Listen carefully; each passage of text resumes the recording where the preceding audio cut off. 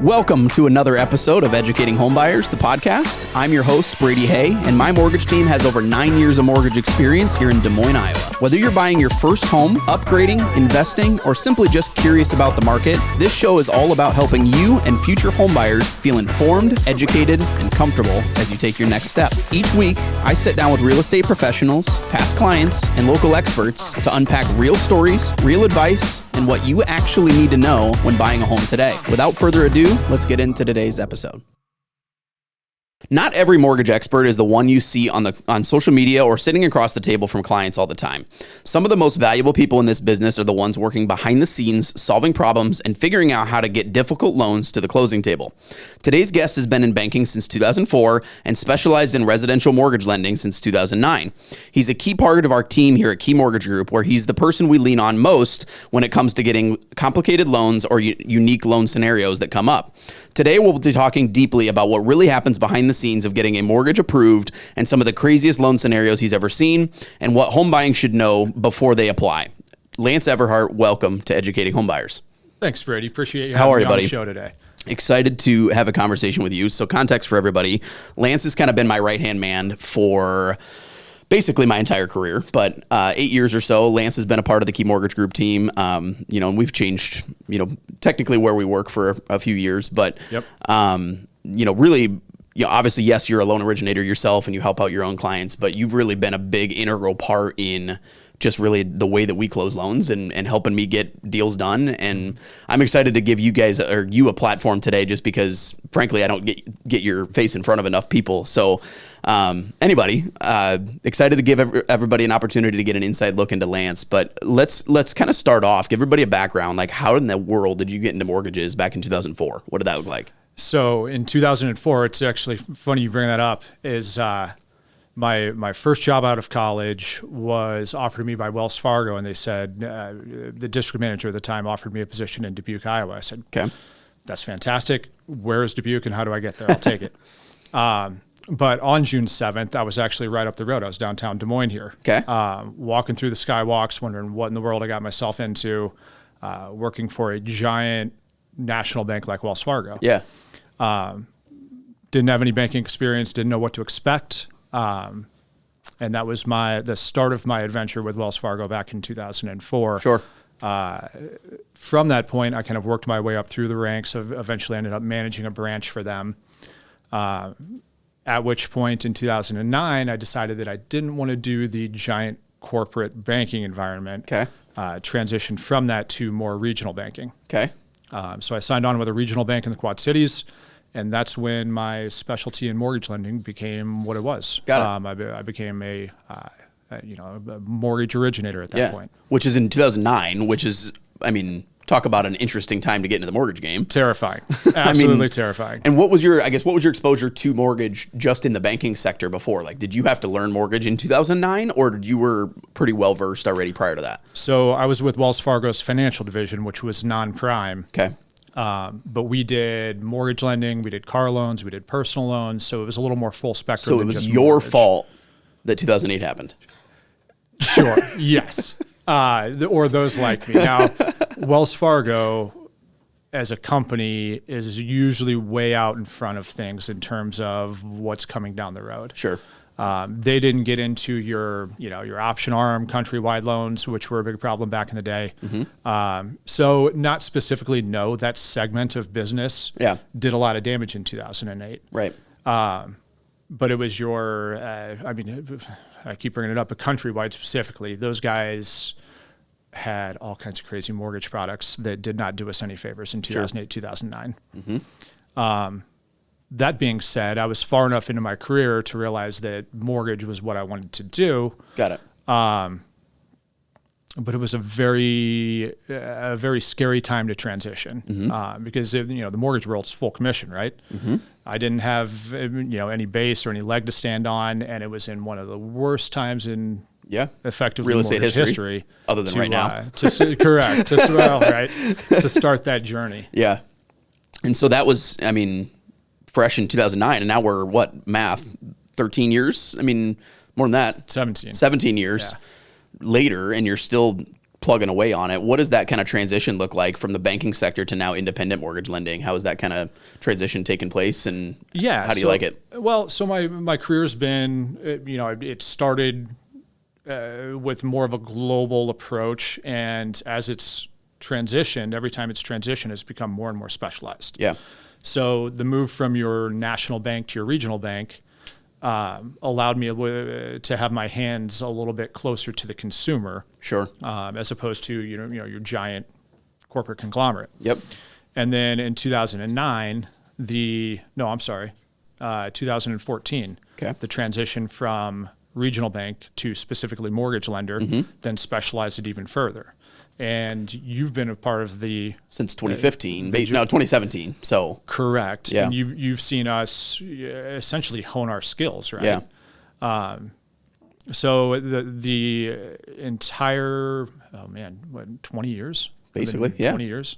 The entire 20 years has been getting better. Right. I need to get better at my craft. I need to do better for my clients, better for my consumers, better for the other LOs that work with us. Right.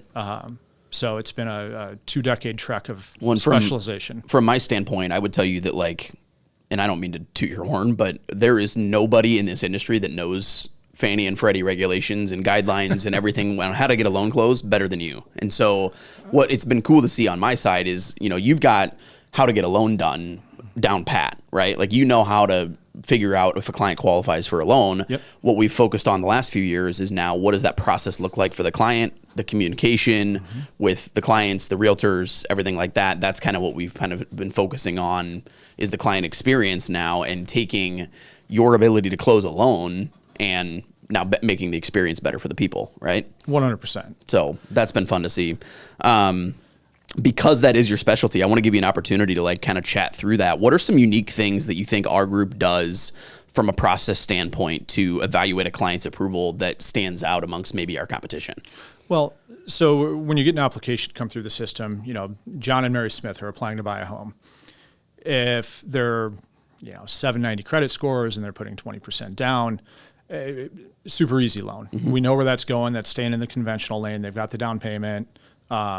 So our job kind of ends there for that client. Yeah. Easy client to work with, generally easy to document, with a few exceptions, and we'll talk about those here in a minute. But where we need to get creative is if the client's credit score is a little bit lower. So, you fall into the mid to high 600s, and now we're having a conversation about which is the better type of financing for the client. Is it conventional or is it FHA? Then to lower that further, what does the client have for down payment funds? Sure. Do we need to pick up any types of grants? Do we need to plug them into state agency loans? Yeah. Your first-time home buyer programs, et cetera. Now you fall below the 640. Now you're well within FHA territory. What does the design of that look like? Do we have automated approval via DU, LP, et cetera? If we don't, then we need to get creative, right? Yeah. So we need to really dig into the client's financials, their income, run cash flows, check bank statements. Do they have investment accounts that we can strip out some risk layering and add reserves to their file? So everything is so client specific that it's impossible to just throw that into a generality. Right. But I've seen, 2 decades of applications coming through. I've seen all kinds of crazy stuff. And all of that crazy stuff is now things that I can help you get your crazy stuff done. Right. Yep. And we've, coupled together on hundreds of loans over the last couple of years. And it's been, I literally tell people this all the time. Like, if there's a deal that I have troubles with or concerns on clients getting approved, like, there's usually a way that you and I can figure out how to get that deal done. Right. Yeah, absolutely. And like you talked about, it's like, do we have reserves we can add? Is there a gift we can get that would help, increase the down payment? What are some other unique things that I guess you've ran into recently from a client standpoint? Like, let's say, for example, somebody listening to this has a 610 credit score. What would be some things that person could do to add some strength to their approval and increase their likelihood to buy a house? So our world, generally speaking, and the decision engines that are put forth by Freddie and Fannie, which is DU and LP, everything in our world is operated based on risk. Sure. So if you're a 610 credit score, if you have the down payment, we can get that loan done. Sure. If you don't have that down payment, then we need to work on credit so we can get you into some grant programs. Yep. So again, client specific, but from the risk side of things, the more down payment you have, the less riskier that loan is for the bank. The more likely DU and LP are to give you an approval. Right. And then we can roll you forward on your pre-approval. Yeah. The more money you have in the bank. So, if your down payment is $5,000 and you have $5,020 in the bank, you don't have any reserves. Right. Again, adding 2 months reserves, 3 months reserves, 6 months reserves, sometimes 12 months reserves can really strengthen a automated underwriting decision. Yep. So that's why we've got to dig further is, even though the application came through and you said you have $5,000 in your checking account, do you have a retirement account? Can we use that for reserves? Yeah. Are there any exigent assets? Is any additional money coming to the transaction from, gift funds from parents or gift funds from other family members? Sure. So when we get to the point where we don't have that approval for the client, our journey then begins on how do we get that to approval. Right. It's not just a no, it's a how can we get it to be a yes. That's right. And our methodology is we then need to start stripping out risk layering. Right. The farther we go down on that risk layering, the more likely we are to get that approval. Yep. But it's client specific on what that journey looks like. How much risk can we strip out of it? And sometimes the answer to that is zero. Right. And if the answer to that is we can't take any risk off of this loan, then we have the conversation with the client about credit repair. Let's get you in a better position. Let's save up a little bit of money, pay off, X and Y credit cards, get the credit score up, build you some reserves, at which point we can probably do your purchase. Yeah. So credit repair specifically, for the average consumer, it's a balance of positives versus negatives, right? The more positives you have on your credit, the higher likelihood that we can get that score to improve. What would be your 2 cents? Let's say, for example, a client has 3 credit cards, a couple student loans, and an auto loan on their credit, and their credit's 610. What would be some suggestions that you would have for that person to improve their credit score? So the first 3 that you mentioned, absolutely nothing. Okay.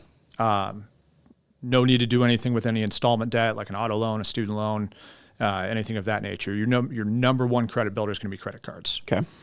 Now, within that credit card realm, you mentioned, they've got 3 credit cards. Let's say they've got, 2 credit cards, both, these 2 have 3,000 limits and $1,000 balances. And then they've got this one over here.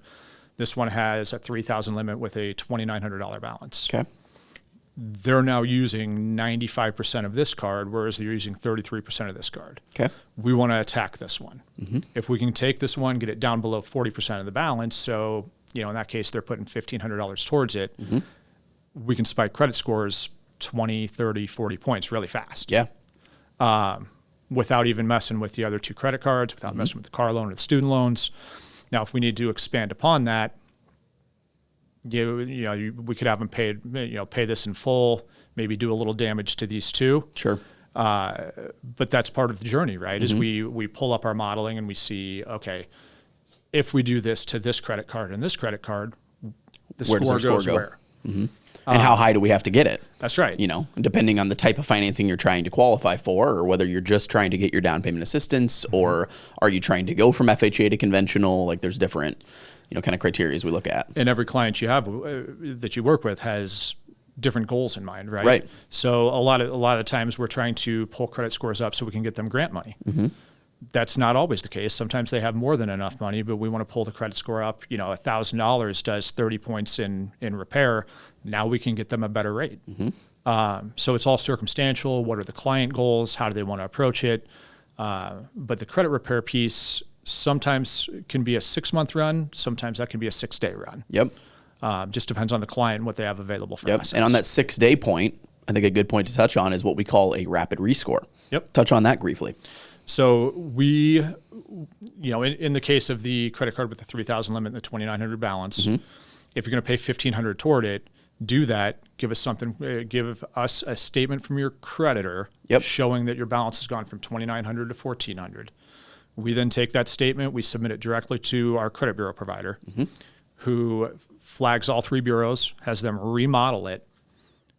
Once the remodel's done, we come in, we repull scores, and in a perfect world, you're 30-40% higher, or 30-40 points higher in 6 days. Yep. So that's consultative. Yeah. Meaning that we run all of those metrics and we play out the what if scenarios, and then we consult our clients on, this is what needs to be done. Let's go do it. Yep. I literally had an example. I had a client, this was probably, call it 6 months ago or so. They had like $100,000 saved in their bank account, like had an incredible amount of savings, and they had a couple of credit cards. And to your point, they were like $3,000 balances. And she literally thought to build her credit, she needed to maintain those balances at the limit. Like she thought that that's what it was, and her credit score was like in the low 600s. She had plenty of funds to do it, and I literally told her, I said, if you pay these off, your score is going to go up 100 points. That's what our models had shown. She paid them off, and I did the rapid rescore, and her score was literally went from like 613 to 760 in a matter of literally paying off those cards. So it's just an educational point that I think not enough people understand kind of how that works. Yeah, and that brings us back to our goals as a group. One of our big goals is education. Obviously, you have your podcast. We need to be out amongst the public and teaching them that that's not the correct methodology. Right. Because that poor girl did a bunch of damage to her credit score, and it's no fault of hers. Correct. She was just misled in some fashion. And she was making all the payments on time. Correct. It was just she didn't realize that she was supposed to pay that balance down. And not every consumer is going to be in tune with percentage of revolving utilization on a credit card. Yeah. They're in some completely other industry, and that just doesn't equate. So from a utilization standpoint, what is typically best practice to maximize your credit score? Below 40%. Of whatever the credit limit is. And even better is 10%, right? That's correct. If I'm not mistaken. Yep. So if you can get it below 10% of the utilization of the limit, that's an even better. Yeah, and for your point in case with the girl that you just mentioned, from a credit building standpoint, it's good to use a credit card. Right. Use it minimally, pay it off. Right. Where people run into trouble is when you're using 2,900 of the 3,000 card. Right. That's now dropping your credit score without, even with you making your payments. Right. But if you charge 300, pay 300, charge 400, pay 400, that's going to build the scores. Right. And I've seen situations too where, every credit report and every credit card reports to that report at different times. And it's not uncommon for, people to have a habit of using their card and paying it off monthly, like we always instruct people to do. But maybe sometimes they make that pay in full payment after it gets reported to credit. Like it's not uncommon for that balance to report, even though you're going to pay it in full. So that's where that rescore can come into play, is like if you have an example of maybe your credit's at 710 and you plan to pay it off, or maybe you already did pay it off. If we can prove that that's been paid, that rescore can help us, boost that score right away. Absolutely. So. And I mean, as you know, from the financing side of things, part of the risk layering is credit score bracketing. So credit scores work in 20% increments. Anything 780 plus is top tier. And you're 780 to 760, 760 to 740, all the way down to 580. So if doing what you mentioned and increasing the client's credit score from 710 to 741, you're jumping 2 brackets. Yep. Now they've got a better deal on their financing. Exactly. And they didn't have to pay anything off because they already paid it off. Yeah, they were already doing it. Correct. It's just a matter of when did it report. Correct. And your typical mortgage lender is not going to pick up on that, nor are they going to go through the trouble of trying to jump the score from a 710 to a 741. They're just going to write that, the rate and, rate points combination at a 710 credit score, move on with their day. Yep. We take a lot of pride in the educational piece, so we're going to take that next step and we're going to say, hey, let's sit down, consult. This is our approach. This is alternatives. This is what we can be doing, as opposed to, working off of a rate sheet, which we used to do back in 2006. Right.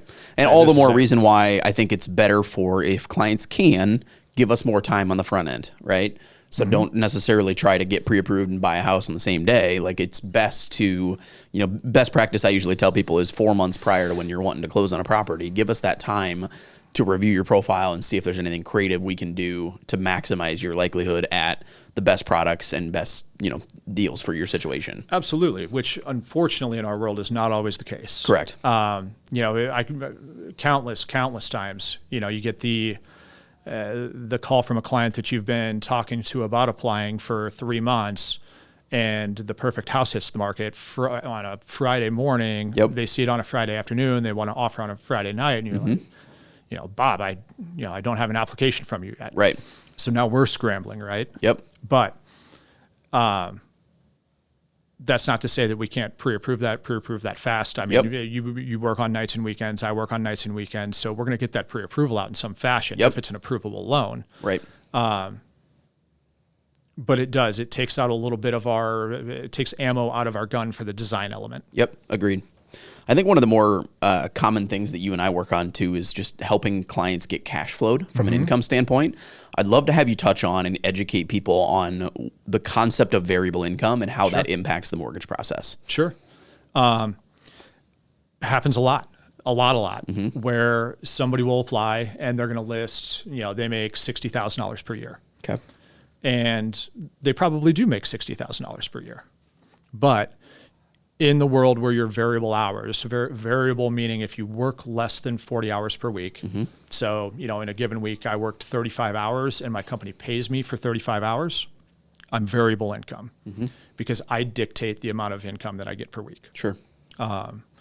Whereas, your salary person, if they work 35 hours in the week, they get paid for the 40 because they're on salary. Now, where we run into issues with the variable income piece is that same, the person that makes 60 in 2025, their W-2 came in at 50. And in 2024, the W-2 came in at 40, which isn't necessarily a bad thing. You're progressing income-wise, which is good. Especially if you've been there for multiple years. Correct. That helps. But the agencies, and again, some of the design work, it depends on which agency, is going to make us average that income. Right. So if we're taking the 60 that you make this year and the 50 that you make last year, and we're averaging that out, you're not making 60, you're making 55. So that can have a big impact on what you qualify for, not necessarily if you qualify. Right. But obviously somebody making 60 is going to qualify for a higher loan amount than somebody making 55 or 50. Furthermore, if you fall into the FHA side of things, FHA is then going to bring 2024 into the fold. So now we're averaging 40, 50, 60. So now instead of making 60 per year, you're making 50 per year. Yep. Which can also heavily impact your pre-approval. So what we don't want to do is pre-approve that person at a $60,000 income. Right. And debt ratio, we see a lot of high 40s right now, right? So they're in the high 40s, goes under contract. We've got appraisals going. We've got title ordered. We've got sellers anticipating closing. We send it up to underwriting, and now we've got $55,000 in income instead of 60. Now we're at 52% debt ratio. Now we're in trouble, right? Yep. Now we got to get creative in some fashion to get that loan done because Freddie Fannie hardline is 50.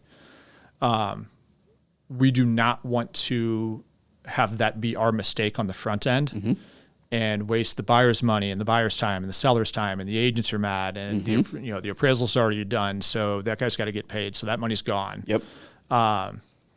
Do your diligence on the front end of a transaction, especially from a cash flow standpoint. Right. And it saves everybody involved in that transaction a ton of headache. And selfishly, I mean, we don't want to take that reputational damage. Right. Nobody wants to be the lender that doesn't get to the table, and I can list all kinds of ones that are those lenders. But from a cash flow standpoint, very important to let us know how you're paid. Yep. Whether that's variable or salary or hourly, and B, document it. Right. Document it on the front end. Which is why we go after the pay stubs and the W-2s and everything that we try to get up front. That's right. I always use the term, we hold our pre-approval letters hostage until we have those things. We're not going to issue that because we want to make sure that pre-approval letter is basically printed on gold paper so that we know that when we green light you to put an offer on a house, we know we're going to get to that closing table. 100%. So, because that variability, so here's an example that I'd love to have you touch on is, let's say that trend that you just mentioned, the 60, 55, 40, if it was flip-flopped in the opposite, where it was 60 in 2024, 55 in 2025, and then 50 in 2026, guess what? We're going to use the worst case scenario. That's correct. So you're no longer averaging, you're taking a worst case. Right. So in the case of declining income, if it declines from 24 to 25 and then 25 to 26, Yep. we're only using the 26 number. The other big reason why that matters too is the length of time you've worked at a place. So, if you have only been there for 6 months and you are showing inconsistency in the hours you're working, that can impact our ability to use that income at all. Absolutely. Twofold. So number one, a lot of times when people start with a new company, maybe they're in training and they're only working 30 hours per week. But they're eventually working toward, full 40, et cetera. If they're in that transition period, we're going to get a very light cash flow out of it. In which case, you're not making 50, we've got you at 35, because that's historically what we have the example of. Yep. I use the example of, it's kind of like the law, right? For us, it's not what we know you make or what you think you make. It's what we can prove to what you can, X, Freddie, Fannie investors. Right. And from an income standpoint is we just want to make sure at the end of the day, if we're going to lend money to somebody, that you're making enough to support the monthly payment that we're giving you. Yeah. Right? Which takes you back to the 08 days, right? Right. It's, there were no, I don't want to say there were no, but there were very, very little predatory lending rules prior to 2008, 2009, which led to some of the issues. So what we don't want to do, and let's use new construction for an example. Yep. Because that kind of teeters on the edge of could potentially be predatory. Because if you've got somebody making $8,000 per month and the house payment is, total outflow is $4,000 per month, you're at the cap, you're at 50. If you're not taking into account future property taxes, where their $4,000 outflow is now going to be $4,700, and now they can't afford the house. Yep. That's predatory. Right. We don't want to put people in that spot. Right. But again, corporate ethics and personal ethics, we don't want to put our clients in that spot either. Right. I've had many conversations with clients of when we originally talked, 2,000 was your goal house payment. This one's going to be 3,500. Can I get this done? Yes. Is this a good idea? But do you want it? Is it a good idea? Probably not. Right. Because you guys like to do all of these, exigent things. You're not going to be able to do these things if you have $3,500. See, and that's why in my buyer consultation, I don't talk about maximum pre-approval. I ask them what their goals are. Yep. I say, where do you want your payment to be? And then let me pre-approve to that rather than the vice versa. Because that's the one thing that I think doesn't get talked about enough is like, yes, a mortgage is a fixed rate, right? And the principal and interest isn't going to change, assuming that we're doing that product. There are adjustable options. But if we're lending on a 30-year fix, let's just say, that principal and interest doesn't change. What may and most likely will change is those tax and insurance costs. And not enough people talk about that increase and you really want to give yourself a buffer when you're buying a house to know that you're going to be comfortable if your payment can fluctuate by a couple $100, and not enough people talk about that. Prime example, we were literally standing at my house last night and we caught a leak in my roof, right? Like that was something that was discovered. Unfortunately, yeah. And not enough people prep for that and understand that like there are other costs than just a mortgage to owning a house, and you have to give yourself that cushion that if something comes up, you're going to be prepped and ready to fix that. So yeah, and it almost the new construction piece almost falls into the old Countrywide pick a payment option arm. Right. You're borrowing $600,000 and you want your payment to be $3,000. When that option arm ended, the payment went to $4,000 and then $4,500 and then adjusted because it was an arm. Now it's at $5,000. Yeah. Construction kind of works like a mini version of that, where when your property taxes kick in 18 months after you build it, 24 months after you build it, not only are you adding $700 per month because your property taxes are now $8,400 as opposed to $50 per year, but you've now gone way escrow short. Yep. So then you're adding the shortage on top of the new tax bill. That's right. So your payment's not going up $700, it's going up $1,500 because you're now adding in what should be your taxes plus the shortage. Right. And you can, you go online, you read nightmare stories of, my payment's gone sky high and, this is awful, this is terrible. That is not because of the loan. That is not because of principal and interest. That is some other loan attribute, unless you're in, unless you're in an ARM product and you're adjustable. But on a fixed rate loan, never changes. Yep. Your variables are your escrow. Right. And we're even seeing that, with non-new construction. I mean, just tax bills and insurance bills in general, like escrow shortages are happening just because, your area developed, or maybe you did a remodel to your house, or your insurance bill doubled, which has happened over the last few years. Or you live in Cook County. There you go. Where, they hadn't reassessed their assessment rules for 3 years, and they came out and they're like, we're going to increase everybody's property taxes by 42%. Mm-hmm.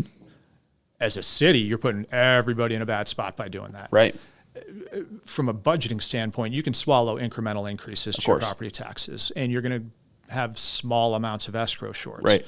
But to just lump 42% on a tax bill is very hard for Main Street, very hard on the consumer. Right. And this is why, big reason when we're doing a pre-approval, if we had our own decision, we would prefer to not have to max out somebody's approval, right? Like, we don't want to encourage a client to go to the absolute maximum. 100%. Because you want to give yourself that cushion in case those payments make adjustments, or even non-housing related costs can change, right? Mm-hmm. Maybe you have a kid, or you need to buy a new car, or you have a roof that needs fixed, or whatever it is. Like, you have to give yourself that cushion to be able to comfortably support changes in life. Yeah, and to be honest with you, for me to comfortably lend to somebody in the high 40s on debt ratio, listen, that's a tough place to be. Yeah.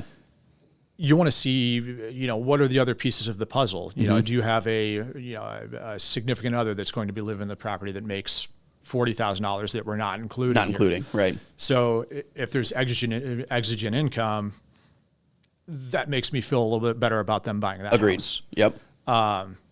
Which happens. It happens from time to time. Yeah. For whatever reason, we're not adding a spouse onto the loan. Maybe, wife's got really good credit, husband does not have really good credit, and we can get them a better deal by just doing it over here. Yep. Makes me feel better about the lofty debt ratios. But just to go, just for the sake of going sky high on debt ratio to get the biggest house you can buy.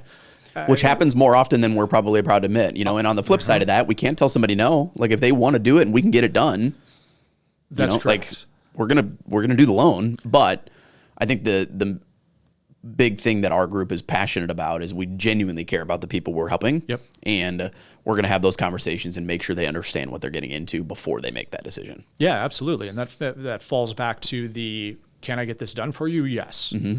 Is this a good idea? Probably not. Yep. Especially in the VA realm. Yeah. We just set a new marker for an automated underwriting approval for VA debt ratio, and we got DU approval at 83%. 83% debt ratio, which is mind-blowing. For everybody that doesn't understand what that means, that is 83% of the person's income is going towards monthly expenses. Correct. So, if that veteran is making $10,000 per month, that's $8,300 in outflow going to house, credit cards, student loans, car payments, etc. Not including leisure expenses. Leisure expenses, not including utility, not including deferred maintenance, leaking roofs. So talk about that situation. What was the example, or why were they able to go so high? Was there a other person that they were living with, or what was the kind of? So VA, I've seen some very lofty debt ratio because VA operates under a different calculation. Sure. They do not operate off of debt ratio from an approval standpoint. They are solely residual income. Okay. Is what they're looking for from an approval standpoint. Residual meaning, so like that guy had 83% debt ratio. You've got $10,000 in income. Granted, this guy's income was way higher, so we had residual. Sure. But $10,000 in income with $8,300 outflow, your residual is $1,700. Got it. VA then has a calculation where they take the square footage of the house. And they say these are going to be your utility costs. Here's your set asides. Here's food allowance. Sure. And if you meet their residual income, so you've got enough left over after you've paid your bills to be able to afford these items that VA is dictating. Sure. They're going to issue that approval even on a super high debt ratio. So with this guy's instance, was he comfortable with what the payment was going to be with it going that high? He liked it. He was, in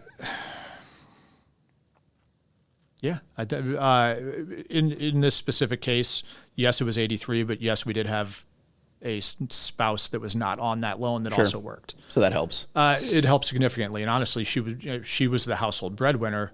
She just had some credit issues. Yeah, so we'll call in the it past. that. Yeah. So she stayed off. So, listen, are we comfortable lending to somebody at 83% debt ratio? No. Right. No, we are not. Right. their actual debt ratio was not 83% though. Right. On paper it was. Yep. And we got an approval at that. But those guys were comfortable with the payment and should be just fine making that payment. Yeah. And those are creative examples that you and I are looking at on a daily basis, and that's why I'm so appreciative of all the hard work that you put in over the career that you've built to learn these nuances. Because there's been multiple situations where I've had a client apply with me, and based on my general knowledge, which I like to think is vast, I've never thought that we could get the deal done, and then I'll call you and you'll find a way to get it done. So shout out to you for being the savior on many of my clients' deals. We can't save them all. Yeah. I mean, at the end of the day, we'd love for everybody to be able to buy a house. That's just not always in the cards. Right. Which, speaking of which, if Fannie Freddie their rules, FHA's rules, not your end all be all. Yeah. In the event that we can't get it to work with the agencies, you've got a whole arsenal of non-QM space as well that we can approach. Bank statement. Yep. DSCR. Yep. Different other ways to cash flow a transaction. Yep. Other than just looking at pay stubs. Yeah. Which is, further down that rabbit hole of getting creative. But sometimes that's the path. Yeah. And you've got a lot of self-employed borrowers who just, rightfully so, don't particularly care to pay taxes. If you don't pay taxes, you don't have income on your tax returns. Yep. If you don't have income, you can't buy a house. Right. Under Freddie and Fannie rules. But we have avenues for that. Yep. For that client, we're going to take a look at the last 12 months of bank statements. We're going to plug that into it. We've got a bank statement calculator that we can plug all our data into and arrive at a monthly cash flow, even on a self-employed borrower that's making negative $500 per year on their tax returns. We know we know the money's there. The client knows the money is there. Yep. There's income to be had, but it's not what we know. It's not shown on taxes. It's what we can prove in court. I love it. Yeah, this has been awesome. Lance, you have brightened my career. It's been a privilege to work alongside you. And I'm excited that this podcast gives a small glimpse into your brain, because people deserve to know who Lance Everhart is.